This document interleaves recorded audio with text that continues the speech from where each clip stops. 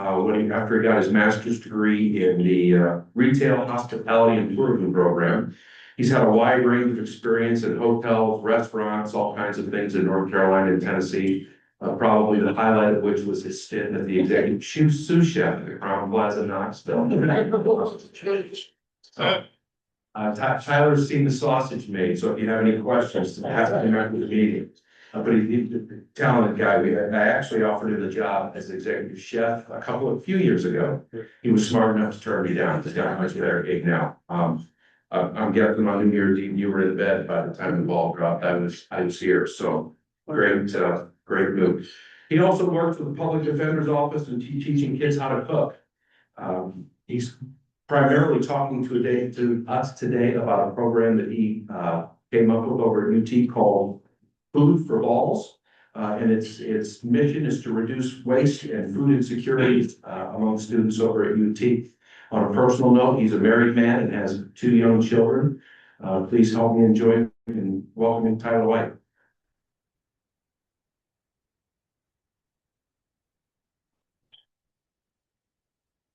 All right, thank you guys for having me today. I do work at the University of Tennessee. Primarily, I teach hospitality and culinary arts courses. And we did come up with this Food4Vols program back in about 2020, right during the pandemic, right after it.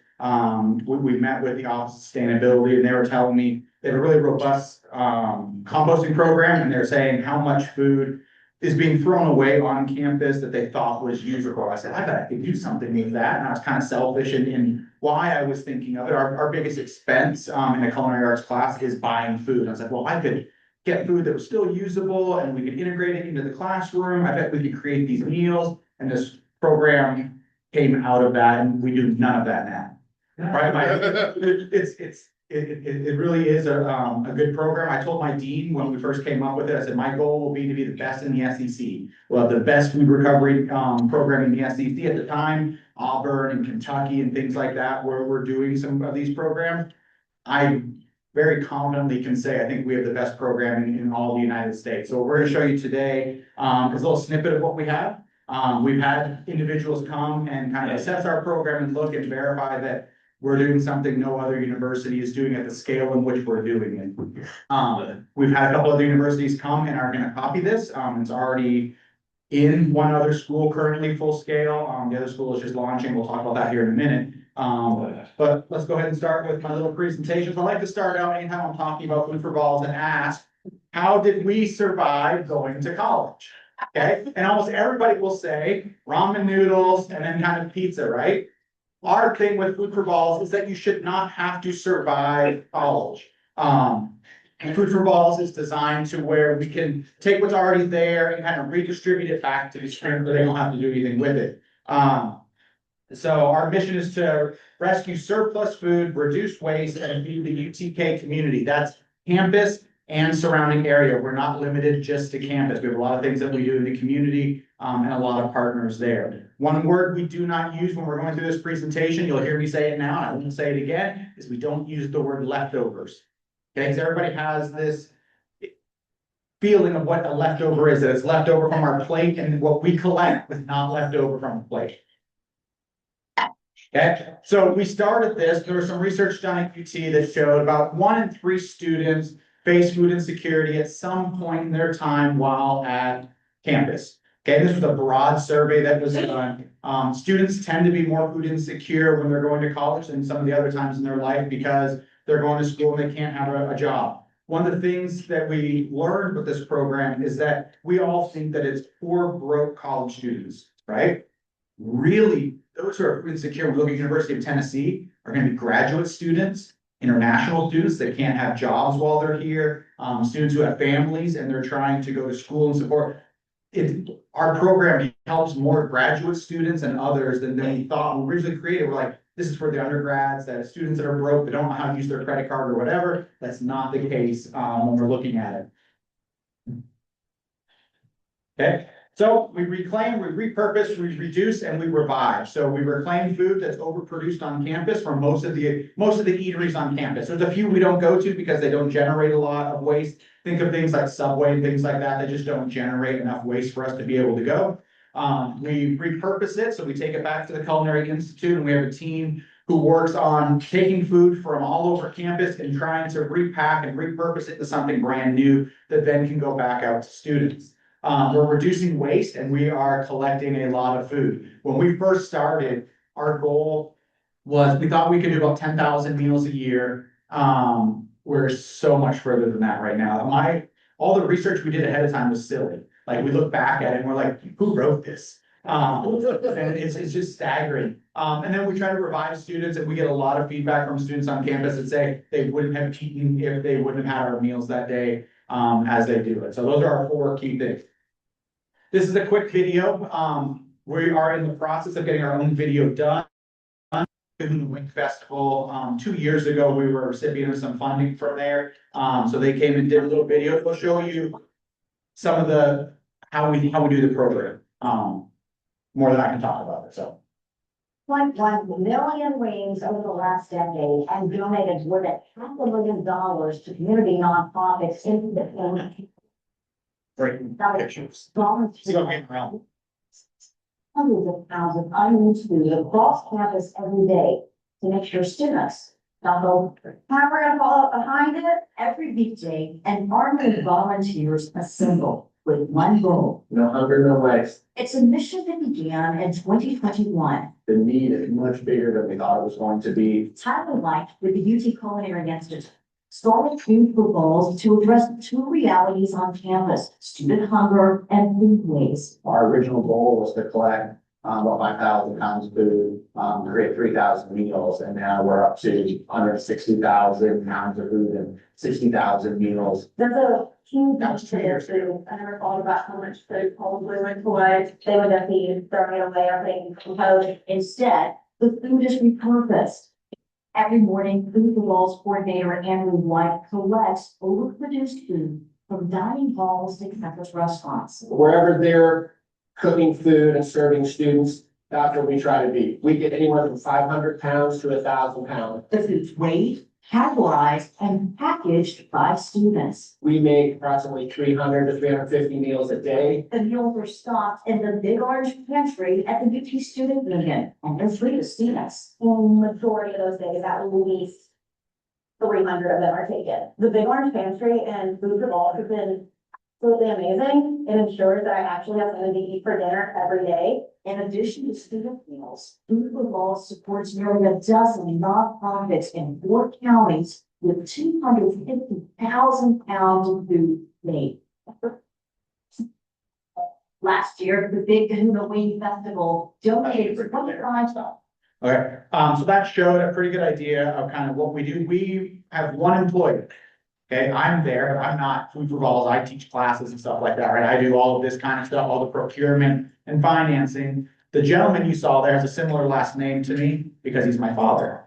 So my dad runs the program, and it's always a funny story to tell. When I started out in the business, I went to work for him at this resort in North Carolina, and I worked under him. While technically on paper, he doesn't work under me at UT. We all know that he is under me at UT. So the full circle on who's working for who now. But he runs our program. Everybody else you saw in there is either a volunteer, a federal work study student, and we do have an AmeriCorps member that we've used for the last 2 years, who's been helping us as well. So it is ran with 1 full-time employee and a bunch of volunteers and work study students. All right, go next one for me.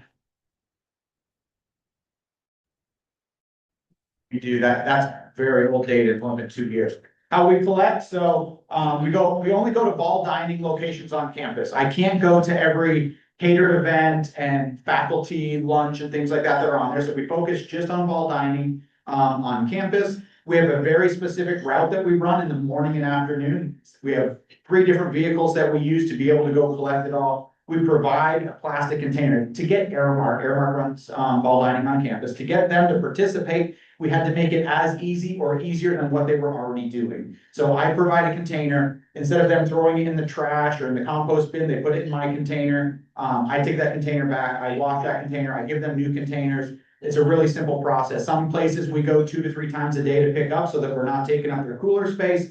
It's very methodical. Each place we collect has its own routine, based on how much food they kind of go through. how we process it. So, student volunteers will come in. Andrew will assess all the food, he'll look at it, he'll write menus based on it. And then the volunteers will come in the afternoon and they package it all. And we have portion scoops that we use, we have counts that we do. We have anywhere from 6 to 8 volunteers in an afternoon, plus 4 work study students.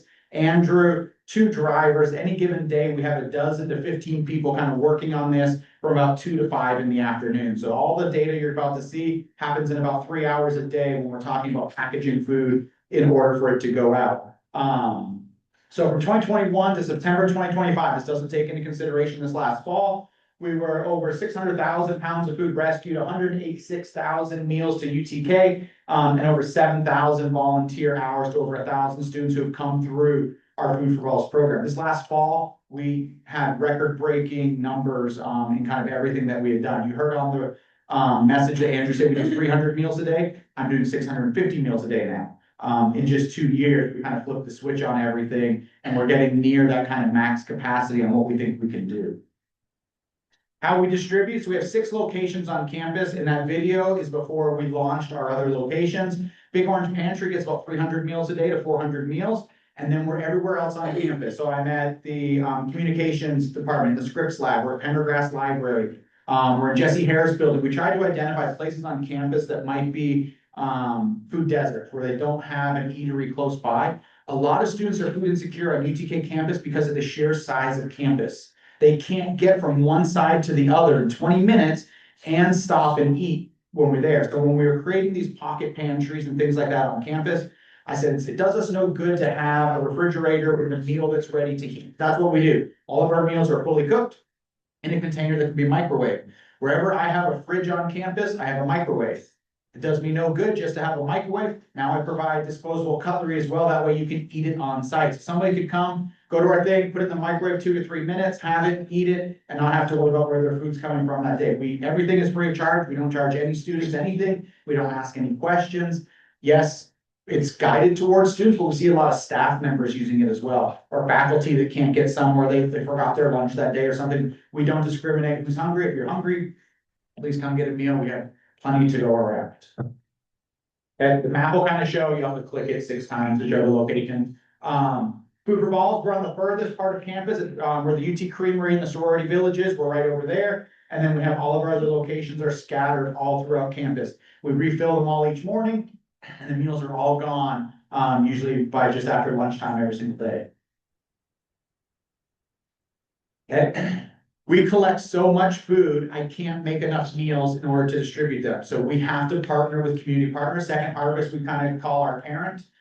They help us locate other nonprofits that are in need of food. You can see some of them on here, from fish pantries to farm, Life Changers. We're in 3 counties. Right now it's Sevier, Blount, and Knox County. And we give these partners will come to our doors every single day. We put all of their food in aluminum hotel pans, wrapped with aluminum foil and labeled, so they can take them back. If they want to pop it right in the oven and go, they can. It's kind of a free-for-all what they get. We try to navigate it and say, hey, you get protein and starch and vegetables. We work with very specific ones where we know who they feed. And we'll try to avoid certain things for different clientele, because it's a, hey, one funny one was Anderson County had Council on Aging, and they came one day and said, please stop sending us beans. It's not digesting properly. Can you avoid sending us beans? I got it. We can send the beans somewhere else. So we try to work with all the nonprofits if they have like wishes, like with Dream, we try to give them a complete meal because they go out once a week and they give a free meal. We try to make sure that they get kind of that starch, veg, protein and all of that with it. Okay, impacts by the number. So we just got our 2025 data in. As you can see, we're highest on 2 of the blue and red are the highest they've ever been. Highest in pounds collected, we're over 170-some thousand pounds of food collected in 2025.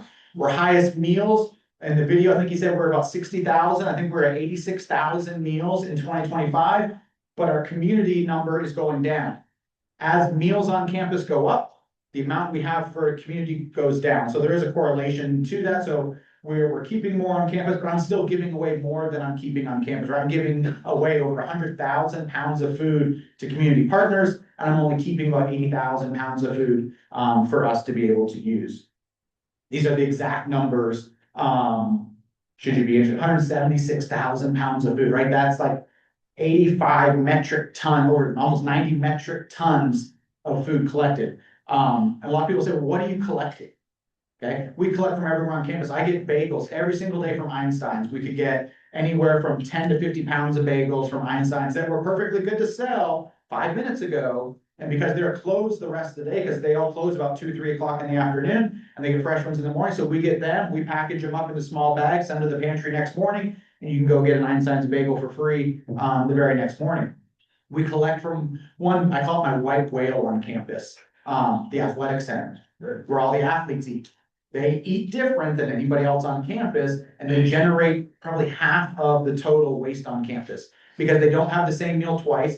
And it really is the SEC and NCAA's problem, right? Everybody's trying to recruit these new players, and they want them to come and look at our facility, look at the food you're gonna eat.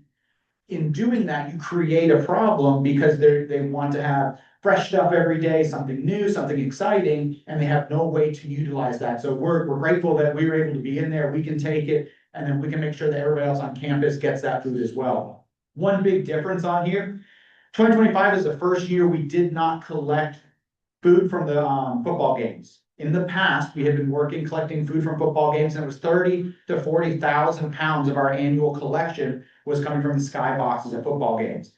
If I would have done football this year, I would have been over 200,000 pounds of food and not know what to do with it, right? We're at capacity in our facility. 176 is about what we can handle on an annual basis. Okay, recent recognition. We recently got some support from on campus. So the student green fee is helping us buy our containers now. I'll talk a little bit more about that in a second. First Horizon Bank gave us $10,000 last year to start a new kids program here in Knoxville. We got $790,000 in grant money that I got like $0 of. Okay, it looks really good, but when university gets grant, half of it goes to different places. This was to create a replicable program. So we created a manual that then you can replicate this program on any campus in the United States that you want. And South Carolina and Montana State are the first two that are replicating this for that. We received the Tennessee Governor's Environmental Stewardship Award for materials management, that we're managing these excess waste and stuff on campus and putting it to good use. And one of the neatest ones we did, Metro Shelving came and we won an award from them where they retrofitted our facility. That's the only reason why we're up to 600 meals now. They came in and made us more efficient, better storage, better transportation, so that we could do more with the food in which we were collecting. In the classroom, so I told you at the start, I thought we could do it all in the classroom, and that's how we were gonna do everything. We got away from it. I'm trying to go back to that. So my 445 class, they operate a food truck where they have to create a food truck using recovered food.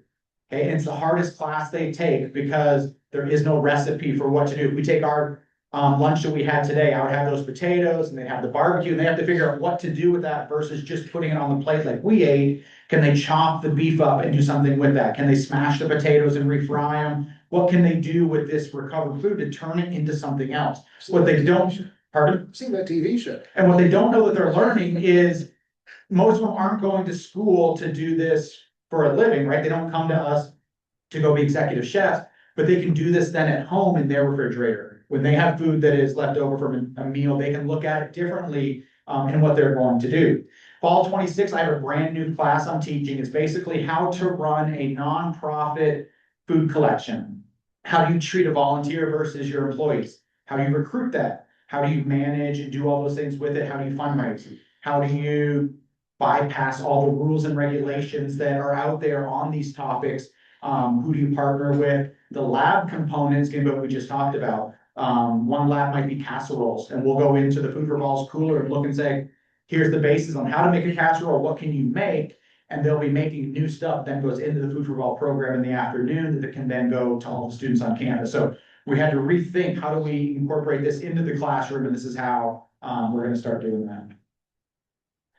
Newest thing, when we first started Food4Vols, we tried to find the cheapest container we could, and it was plastic. So we had all of this food recovery that we were doing, and we're doing really good, and creating all this plastic waste.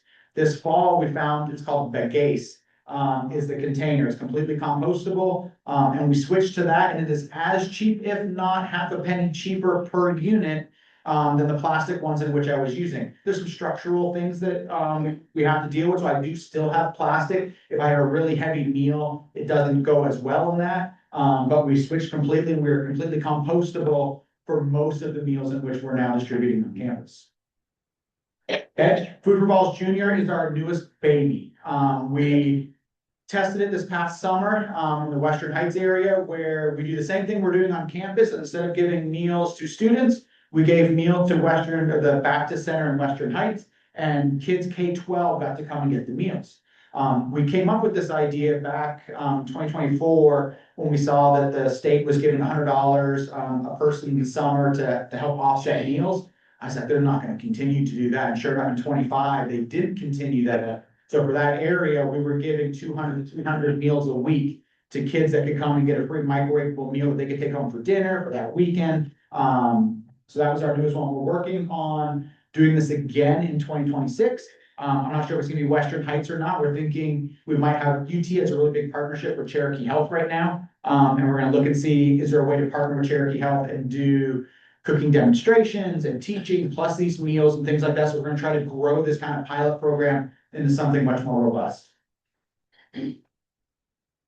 Our operating costs, again, I have it down to about 22 cents a meal is what I can do. So for $1, I can make 4 meals. Okay, because I have to buy that container, I have to buy that sticker. We have a label on it where you do a nutrition program where we'll tell you if it's heart healthy, if it's carb conscious, if it's reduced calorie. We have all these things we put on there to try to make it look like it came from a grocery store. So we do have some expenses.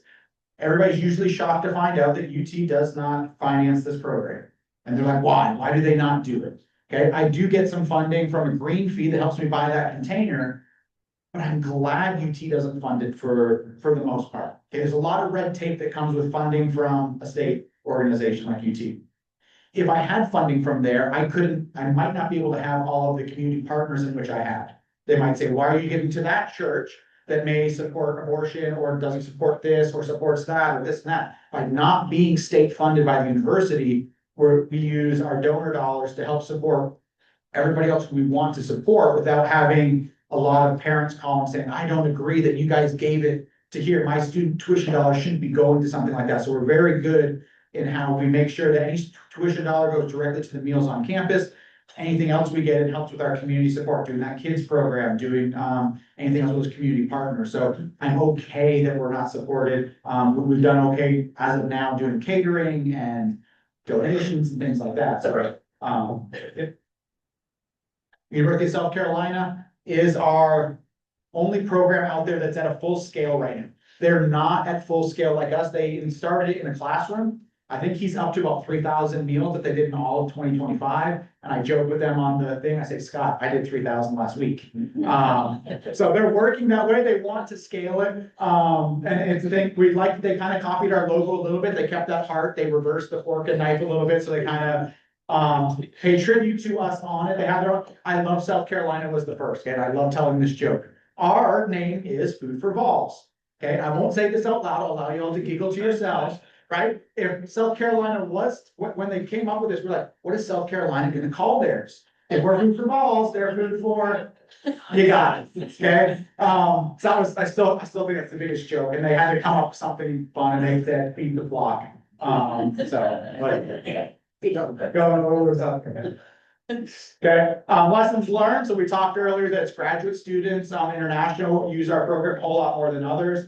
Microwavable is the key. Just giving them like raw produce does nothing for a student who lives in a dorm or somebody who doesn't know how to cook. So these microwavable meals really were the key to our success.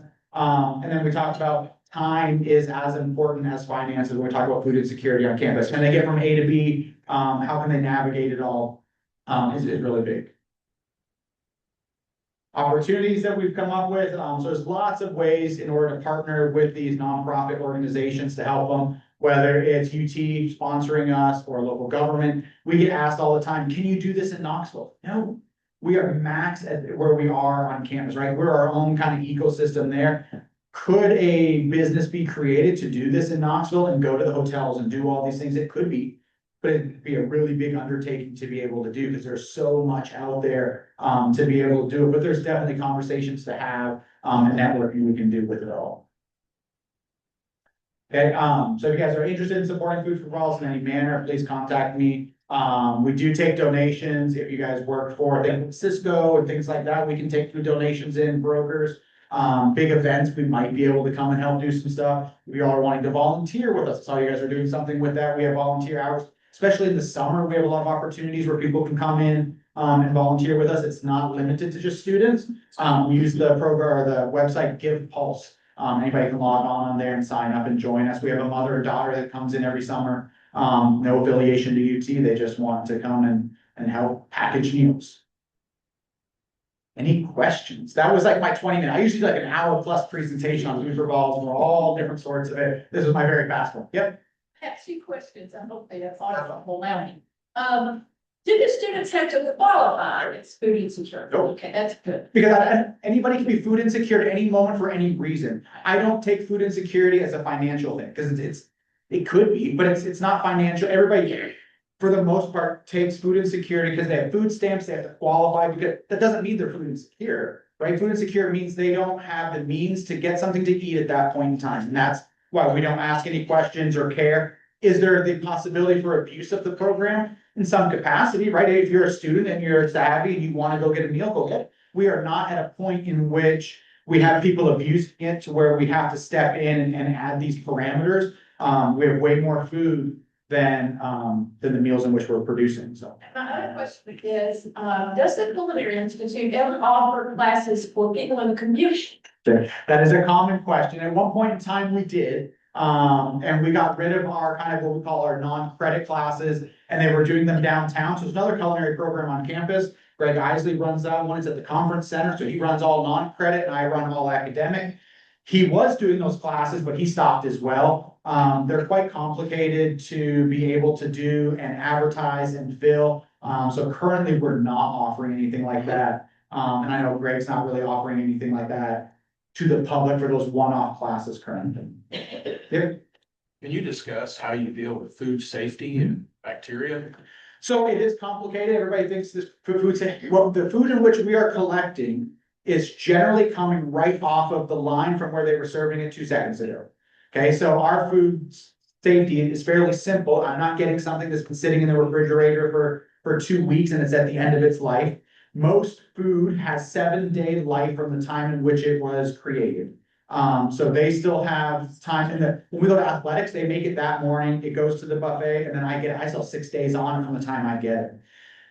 Tennessee is fairly lax when it comes to the food safety requirements that we have to have. So there's temperature logging, which Aramark has to do to be in compliance with Knoxville Health Department as well. We're inspected as well. We have refrigerated vehicles that we use to transport it. We can hot collect or cold collect depending on what they have, where we'll cool it down and we'll log it.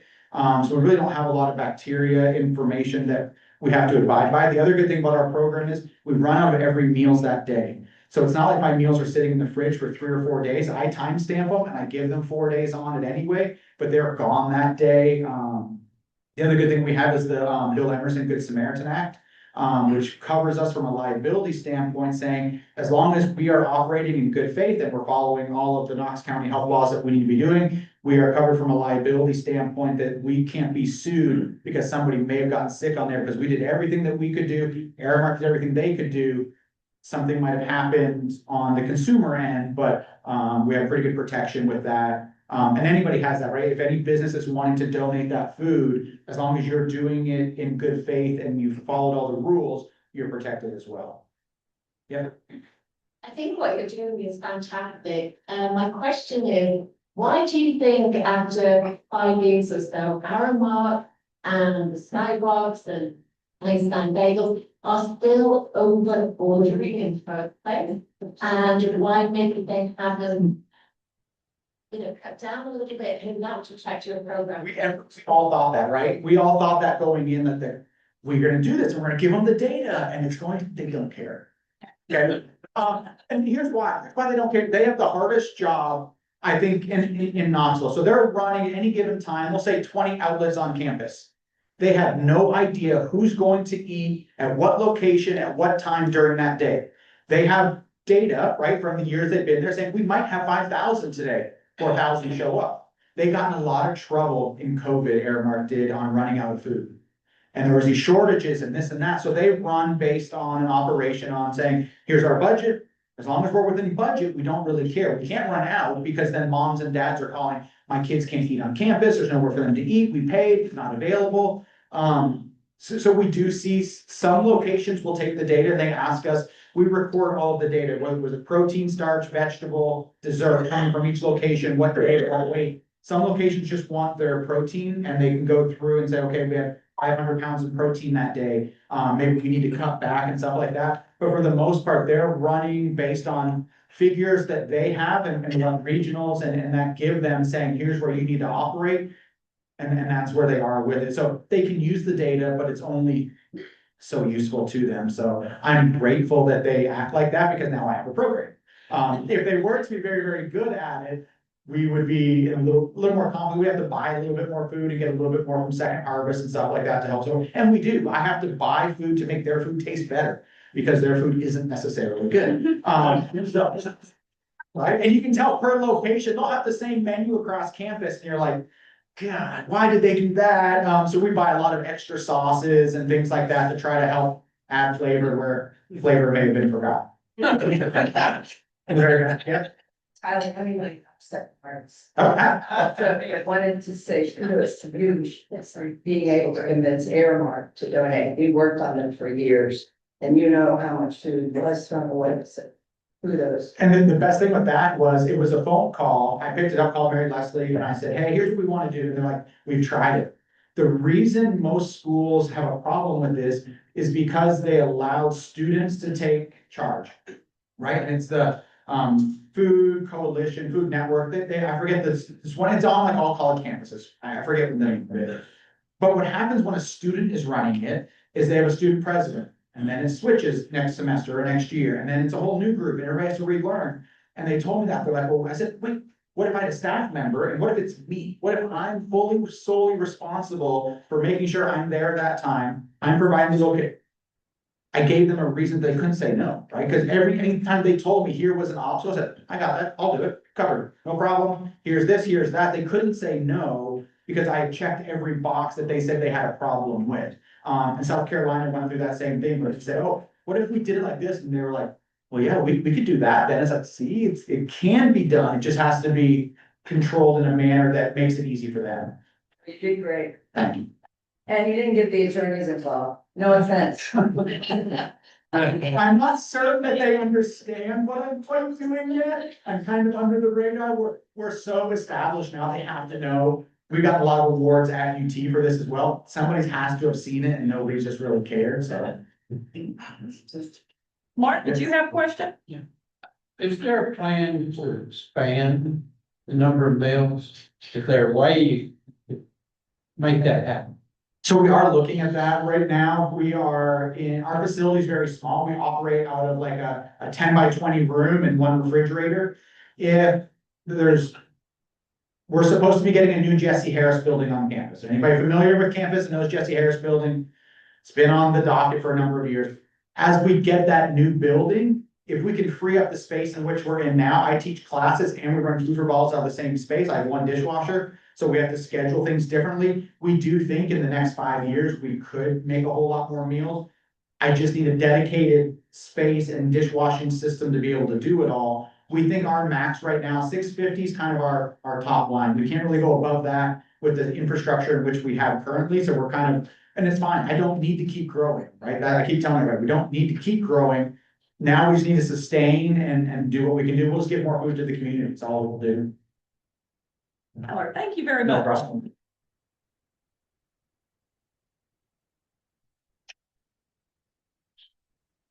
Tyler, we have a tradition here. If you sign this book, we are going to donate it to East Knoxville Elementary School in your honor. Thank you very much.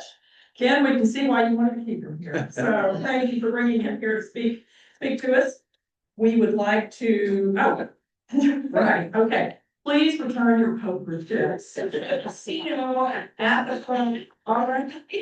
And we'd like to thank all of our guests for joining us again today. Please join us again next week. And I'd like to thank everybody on Zoom. Thanks for being here again today. And also, on your way out, be sure and pick up a copy of this or take a look. It was written by Brooks Clark, who's greeting our speaker now. There's an article, he just returned from Morocco, he and Karen, and he wrote about it in City View and brought us several magazines. So thank you, Brooks. We look forward to that. Next week, we'll be back